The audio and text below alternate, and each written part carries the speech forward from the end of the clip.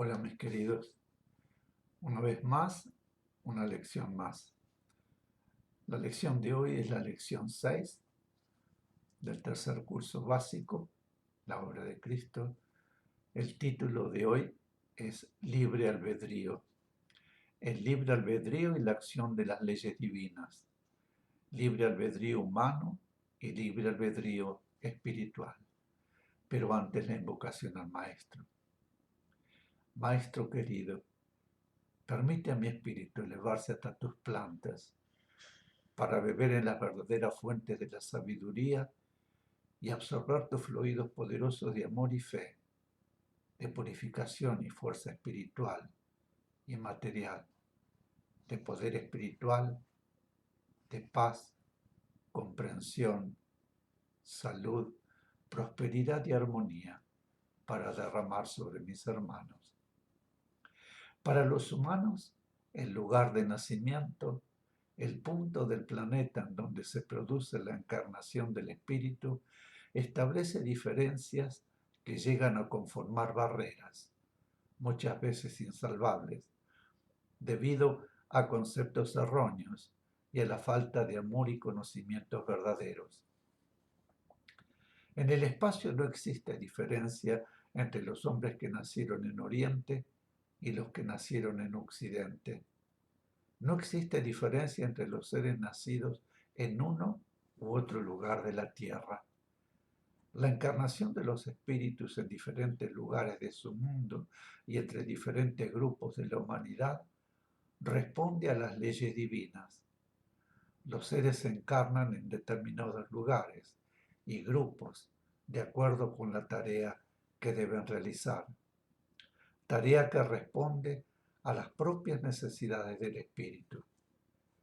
Como experiencia, como misión fraterna de ayuda espiritual hacia determinados seres o grupos, o como pago de deudas contraídas con la ley.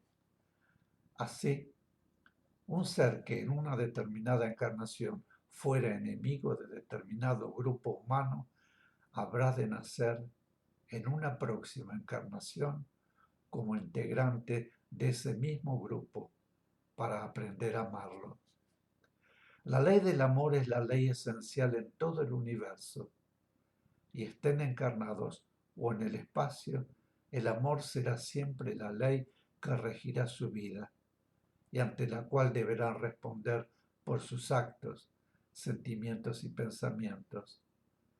Tengan la seguridad que no podrán jamás odiar ni despreciar impunemente a un ser o a un grupo de seres, ya sea por conceptos religiosos, políticos o sociales, o por propia aversión hacia los seres que constituyen determinados grupos de su humanidad.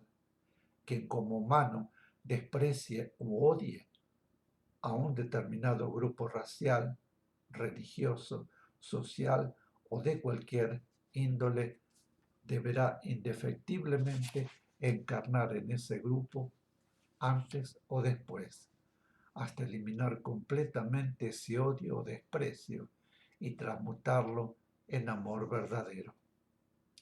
Cuando esos seres se encarnan en el grupo al cual despreciaran o odiaran, se sienten fuera de su órbita. Pero las encarnaciones en ese grupo continúan produciéndose hasta que aquel odio o desprecio sea transformado en amor verdadero. Transformación que la ley facilita al llevarle una y otra vez a encarnar en ese mismo grupo social, religioso o de otra índole. Vean así que todo lo que hagan como humanos redundará siempre en su propio beneficio o perjuicio espiritual. Por tanto, deben trabajar y amar constantemente, porque su trabajo y amor beneficiarán a su propio espíritu. No supongan que su tarea espiritual está supeditada única y exclusivamente a su voluntad. La ley, que es siempre amor, la deja aparentemente a su voluntad, a fin de que puedan así obtener el máximo beneficio espiritual, porque si realizan su tarea solo porque les ha sido impuesta, no obtendrán con ella beneficio espiritual.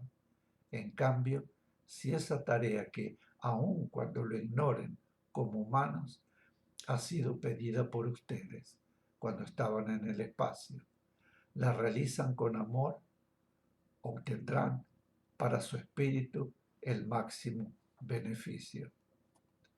Las leyes espirituales deben ser interpretadas en su verdad. Todos poseemos espiritualmente el libre albedrío que, como facultad inherente al espíritu, hemos recibido al nacer a la vida.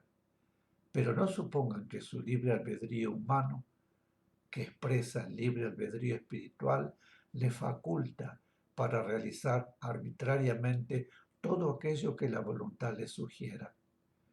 Todos sus hechos, aún dentro de su libertad de conciencia, de su libre albedrío, están supeditados a los límites que las leyes espirituales imponen.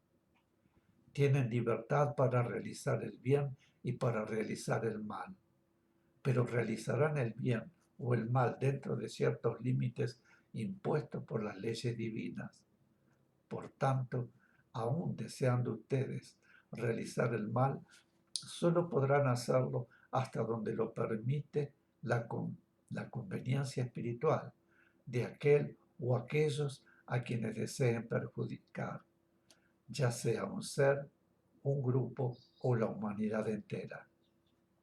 No podrán, por más poder que hayan obtenido, realizar un daño real a un ser, a determinado grupo o a la humanidad, porque si el daño que intentan realizar no estuviere dentro de la necesidad impuesta por la ley de karma, a ese grupo, esa persona o la humanidad, para su bien, las circunstancias les impedirían realizarlo. Las leyes divinas no pueden ni podrán jamás ser interferidas, y aun cuando su libre albedrío, al servicio de su voluntad, pretenda obrar el mal o realizar el bien. Ese bien o ese mal solo podrá ser recibido si las leyes lo permiten, y será siempre para el bien espiritual de quienes reciban, en un sentido o en otro, su acción. Pues así como no pueden eliminar el dolor necesario de la vida de un hermano, tampoco podrán llevar el dolor a la vida de un hermano, si ese dolor no le corresponde por ley. Deben tener presente que, aun cuando la finalidad perseguida no haya sido lograda, la acción plena de sus hechos, de bien o de mal, recaerá siempre sobre su propia vida. Las leyes divinas actúan en todo el universo y en su mundo, registrando todos sus actos, pensamientos y sentimientos, por los cuales deberán siempre responderles. Les hemos dicho que su libre albedrío es limitado, porque solo puede actuar dentro de los límites impuestos por las leyes divinas que rigen la vida. El hombre muy fácilmente se considera poderoso cuando ha obtenido algún poder espiritual o humano, y hasta llega a suponer que puede hacer bien o hacer mal a los demás a voluntad. Se equivocan. Ustedes podrán siempre realizar solo hasta donde las leyes se lo permitan, y, aun cuando pongan todo su empeño en realizar el mal, ese mal que intenta realizar solo les dañará a ustedes, a su espíritu, pues quien lo reciba de ustedes recibirá con ello una forma y un medio para purificarse, una forma y un medio de eliminar el lastre de su espíritu, y una forma y un medio de superar una prueba y elevarse espiritualmente. El mal que pretendan realizar será siempre un mal aparente, como es aparente todo en su mundo de formas, en su mundo de apariencias.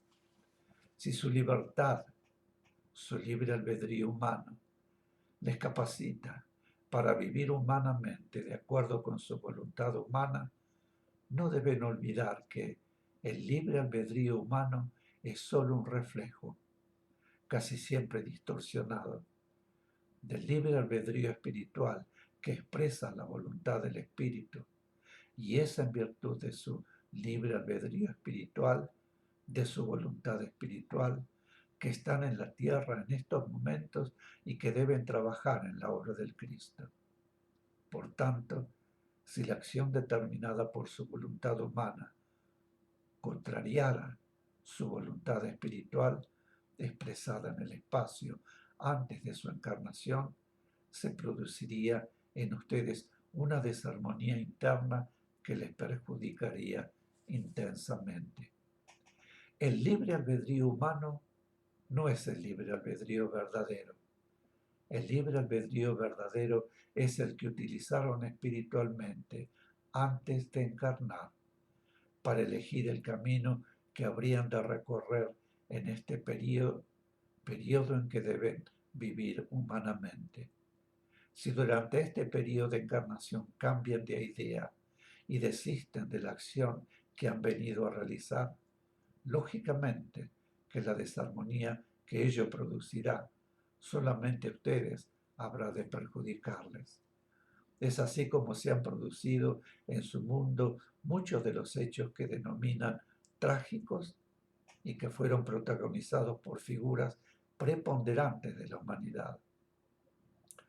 Por su capacidad de acción, por los hechos que realizaron, esos seres humanos representaban la acción de un espíritu muy evolucionado que el común de los hombres de su época. La tarea que esos seres debían realizar en la Tierra, de acuerdo con su propia determinación en el espacio, era de naturaleza positiva, pero su libre albedrío y su voluntad humana cambiaron su decisión espiritual, transmutando, en consecuencia, su fuerza positiva de acción en fuerza negativa. En tales casos, el perjuicio real solo va en detrimento de su espíritu, aun cuando esa decisión haya perjudicado a algunos o a muchos seres humanos. Esos seres humanos perjudicados fueron, en realidad, beneficiados espiritualmente porque necesitaban esa purificación dolorosa y lo han obtenido. Las leyes lo han permitido y por tanto ha habido un beneficio para todos los que debieron sufrir el mal originado por la transmutación negativa efectuada por ese ser que encarnó con una finalidad positiva. Esto significa que, por muy poderosos que sean en el mundo, el poder de su voluntad es limitado. El poder de su libre albedrío es limitado, pues todo suyo, como todo lo que existe, tiene la limitación que imponen las leyes divinas. Por tanto, nada podrán hacer que no sea, en realidad, para su propio bien o para su propio mal, aun cuando, al hacerlo, su voluntad y libre albedrío hayan decidido obrar para el bien o para el mal de otros seres. Mis queridos, este es el final de la lección 6, libre albedrío. Volveré pronto para continuar con las siguientes lecciones. Gracias por haberme acompañado una vez más. Nos vemos pronto. Hasta siempre.